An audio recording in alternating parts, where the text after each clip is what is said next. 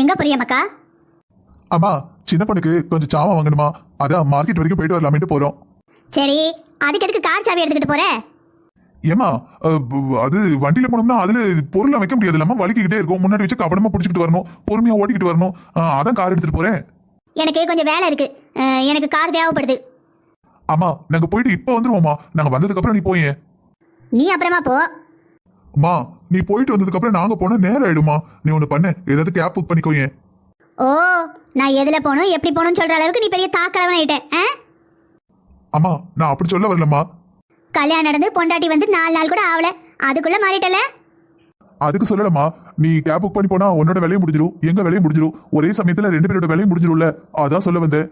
தெரியுதுடா, தெரியுது நீ எதுக்கு சொல்ல வந்தேன்னு எனக்கு நல்லாவே தெரியுது. இது கூட தெரியாத அளவுக்கு எங்க ஆத்தா என்ன கூப்பிட்டே வளர்க்கல. ஒழுங்கு மரியாதையா பைக்ல போறதா போயிட்டு வாங்க. அதோட இதுக்கப்புறம் என்ன ஏத்து பேசுற வேலையெல்லாம் வச்சுக்கிடாத. இதான் ஃபர்ஸ்ட் அண்ட் லாஸ்டா இருக்கணும். கல்யாணத்துக்கு முன்னாடி எப்படி இருந்தியோ அப்படியே கல்யாணத்துக்கு அப்புறமே இரு, அதான் எல்லாருக்கும் நல்லது. என்னங்க, சாவி எடுங்க, நம்ம கார்ல தான் போறோம். நீ சும்மா இரு, அம்மாக்கு ஏதாவது வேலை இருந்தா அம்மா போயிட்டு வரட்டும். நம்ம பைக்ல போயிட்டு வருவோம். ஒருவேளை பொருள் வைக்க முடியலன்னா நம்ம 2 பேரும் கார் அது கேப் புக் பண்ணிக்கலாம். இந்த பாருங்க, இந்த காரை எங்க வீட்ல இருந்து உங்க அம்மாவுக்காக கொடுக்கல, எனக்காக கொடுத்துருக்காங்க. என்னோட அப்பா நான் கார்ல வசதியா போகணும்னு எனக்கு வரதட்சணையா கொடுத்தது. என்னம்மா விட்டா பேசிக்கிட்டே போற? இந்த பாருங்க அத்தை, நான் இன்னும் பேசவே ஆரம்பிக்கல. நான் பேச ஆரம்பிச்சேன்னு வச்சுக்கோங்களேன், நீங்க பேசவே முடியாது. இனி கொஞ்சம் சும்மா இரு. அம்மா முன்னாடி என்ன பேசணும்னு தெரியாம இஷ்டத்துக்கு பேசிக்கிட்டு இருக்க. ஒன்னும் பிரச்சனை இல்லை, நம்ம கேப் புக் பண்ணி போலாம்.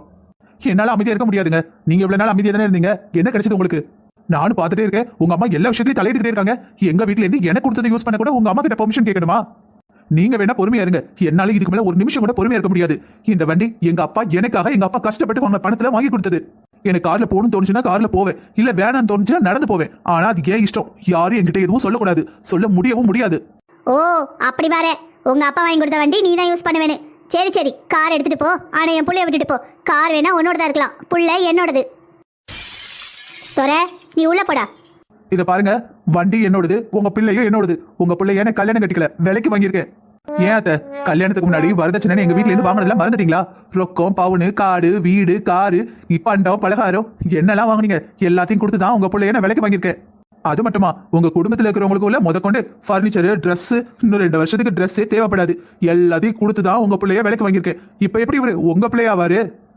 எல்லாத்தையும் கொடுத்து உங்க பிள்ளைய என் புருஷனா நான் விலைக்கு வாங்கிட்டேன். முக்கியமான ஒரு விஷயம் சொல்லணும். இத பாருங்க, இதுக்கப்புறம் அன்பா மரியாதையை கேட்டா யூஸ் பண்ண கொடுப்பேன். என் வண்டியும் சரி, உங்க பிள்ளையையும் சரி. எப்படி வசதி? எங்க வாங்க, வண்டி எடுங்க, கிளம்பலாம்.